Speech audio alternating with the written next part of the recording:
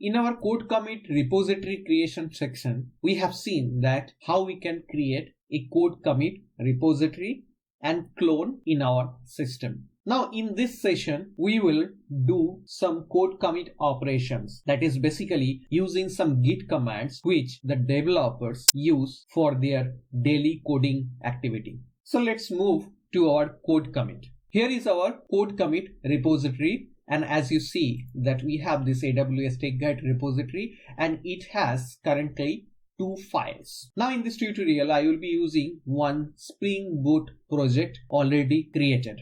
In one of the sessions, I have shown how to create a Spring Boot project from Spring Initializer and then import it in Eclipse. Let's go to that project. So here is the project which is open in my Eclipse. Now we have to push this project to our code commit repository. So let's go to our code commit repository directory. Here is our code commit repository, as you see. So I'm just opening the command prompt over here. Let's do one git status. And as you see that we are on branch master, we have these 2 things to be committed. Okay. So let's do git add dot, means it will add everything which is new. Git commit, add one message. And now let's do git push. And it's showing that it has successfully pushed into master. Let's go to our code commit repository in AWS console. Now let me refresh it. And here we have the complete project which we have just pushed here. Now we will be doing some Git operations on this AWS TechGuide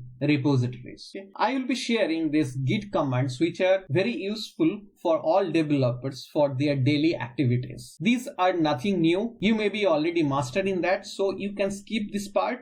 Otherwise, definitely you can follow it. Well, so the first thing is, let's create a new branch from master.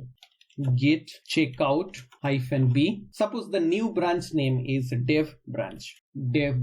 Click enter. Switched to new branch, dev branch. Well, now what we have to do, we have to push the master content into this dev branch because we have created this branch from master. Okay, so let me show you. If I do just git push, so it will say that the current branch, dev branch, has no upstream branch. So to push the current branch and set the remote as upstream, use git push set upstream origin. So just copy this, paste it over here and enter. Now it has pushed the master contents into the new branch which is dev branch. Let's go back to our code commit repository. On left hand side, go to branches and you see that we have 2 branches now. Now we will be making some changes in dev branch. Then from dev branch, we will merge that change into master branch. Before that, let me clear the screen. Now if I do git status, it's showing that we are on branch, dev branch. Okay. Now let's modify something. I'm going to my Eclipse Explorer, and if you just refresh it, you will see that it is pointed to the dev branch. Now I will do some minimum change over here just to check that whether we are able to push the change and merge to master or not. Suppose I am doing system.out. This is one line change we have done. Let's go to our command prompt, do a git status. And we have this one Java file only. So git add, git commit, add a message, git push.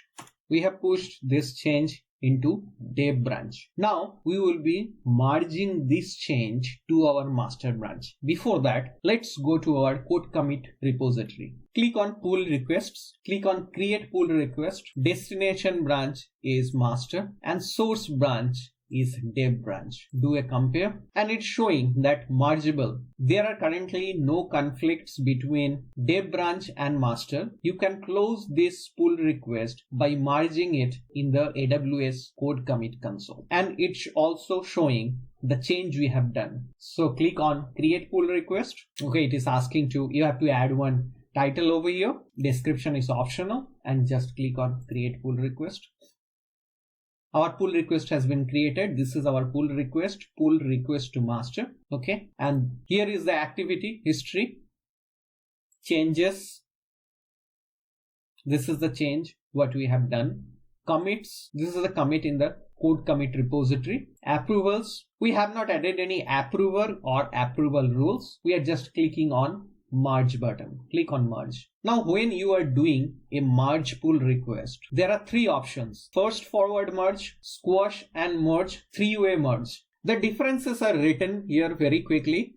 It is for first forward merge, merge the branches and move the destination branch pointer to the tip of the source branch. This is the default merge strategy in Git.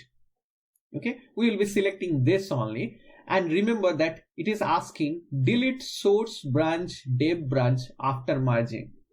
If you want to delete your source branch after merging, then keep it enable, means keep it checked. But I don't want to delete my dev branch now. That's why I have disabled it. Click on merge pull request. Our merge request is successfully done. Pull request is also completed. So let's go back to our code. As you see that we have our master selected, go to SRC. I'm just checking whether it has pushed our change successfully or not. Yes, it has pushed our change. Well, this is how you can execute the Git commands for the CodeCommit repository operations. And you can see I have listed all other quick reference of the Git commands. If you want to create new branch from another, then merge code from feature branch to master, Git commit history, if you want to check, delete branch locally, delete branch remotely, check or list the number of branches you have in your repository, you want to rename a branch. All this you can practice of your own. I hope you have learned how to do Git operations in CodeCommit repository. In next few sections, we will be using more of it during our code build and code deploy. Now let's move to the next section.